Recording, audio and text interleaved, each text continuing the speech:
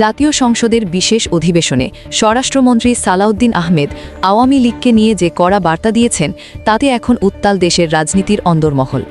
আওয়ামী লীগ এখন আর কোনো রাজনৈতিক প্রতিপক্ষ নয়, বরং তারা এখন ইতিহাসের কাঠগড়ায় দাঁড়ানো এক অভিযুক্ত শক্তি। স্বরাষ্ট্রমন্ত্রীর এই একটি বাক্যই যেন বলে দিচ্ছে আগামীর বাংলাদেশের রাজনৈতিক মানচিত্র কেমন হতে চলেছে। 2026 সালের এই উত্তপ্ত সময়ে সংসদের ফ্লোরে দাঁড়িয়ে তিনি সাফ জানিয়ে দিয়েছেন, বিগত সরকারের অনিয়ম ও দুর্নীতির বোঝা পেছনে ফেলে দেশ এখন এক নতুন অধ্যায়ে পদার্পণ করেছে। দীর্ঘ সময় জনগণের ম্যান্ডেট ছাড়া ক্ষমতায় থাকা একটি দল যে কতটা জনবিচ্ছিন্ন হয়ে পড়েছিল, আজকের সংসদীয় ভাষণ ছিল তারই এক নির্মম ব্যবচ্ছেদ। স্বরাষ্ট্রমন্ত্রী তার ভাষণে উল্লেখ করেছেন যে রাষ্ট্র সংস্কারের যে মহাযজ্ঞ শুরু হয়েছে তাতে কোনো নির্দিষ্ট দলের প্রতি বিশেষ অনুকম্পা দেখানোর কোনো সুযোগ নেই। আওয়ামী লীগের গত কয়েক দশকের রাজনৈতিক কর্মকাণ্ড দেশের গণতান্ত্রিক প্রতিষ্ঠানগুলোকে যেভাবে ক্ষতিগ্রস্ত করেছে তা পুনর্গঠন করাই এখন বর্তমান সরকারের প্রধান চ্যালেঞ্জ। তিনি অত্যন্ত কঠোর ভাষায় মনে করিয়ে দিয়েছেন যে বাংলাদেশ কোনো নির্দিষ্ট দলের ব্যক্তিগত সম্পত্তি নয়। যারা জনগণের অধিকার হরণ করেছে তাদের বাদ দিয়েই একটি স্বচ্ছ ও নিরপেক্ষ গণতান্ত্রিক পরিবেশ তৈরি করা হবে। যখন স্বরাষ্ট্রমন্ত্রী এই ঘোষণা দিচ্ছিলেন তখন সংসদ কক্ষে উপস্থিত সদস্যরা টেবিল চাপড়ে তাকে অকুণ্ঠ সমর্থন জানান। বিশ্লেষকরা মনে করছেন এই কঠোর অবস্থান নির্বাচন কমিশন ও বিচার বিভাগ সংস্কারের কাজকে আরও কয়েক গুণ গতিশীল করবে।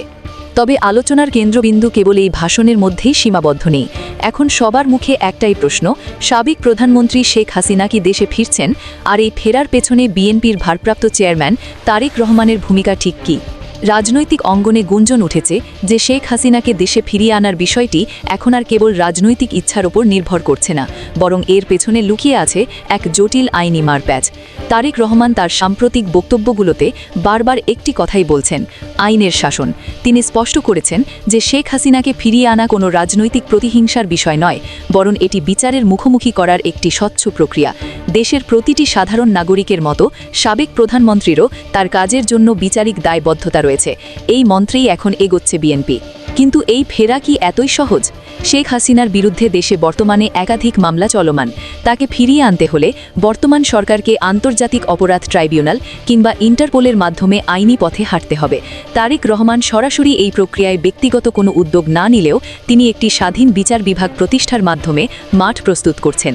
এর মানে হলো শেখ হাসিনার ফেরা এখন আর সময়ের ব্যাপার নয়, বরং এটি ভারত ও বাংলাদেশের মধ্যকার কূটনৈতিক ও আইনি সমঝোতার উপর দাঁড়িয়ে আছে।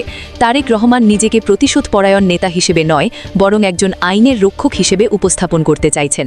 তিনি চাইছেন আইনি প্রক্রিয়া সম্পন্ন করেই যেন স্বৈরাচারের বিচার নিশ্চিত হয়। সামাজিক যোগাযোগ মাধ্যমে শেখ হাসিনার ফেরা নিয়ে অনেক মুখরোচক খবর চাউর হলেও এর কোনো আনুষ্ঠানিক ভিত্তি এখনও মেলেনি। সরকার পক্ষ থেকে জানানো হয়েছে ভারতের সাথে থাকা আইনি চুক্তিগুলো মেলেই সব পদক্ষেপ নেওয়া হবে।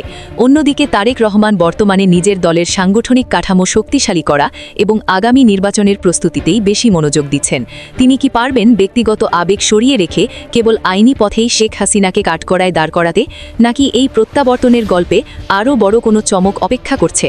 প্রিয় দর্শক, স্বরাষ্ট্রমন্ত্রীর এই কঠোর বার্তা এবং শেখ হাসিনার প্রত্যাবর্তন নিয়ে তারেক রহমানের এই কৌশলী অবস্থানকে আপনি কিভাবে দেখছেন?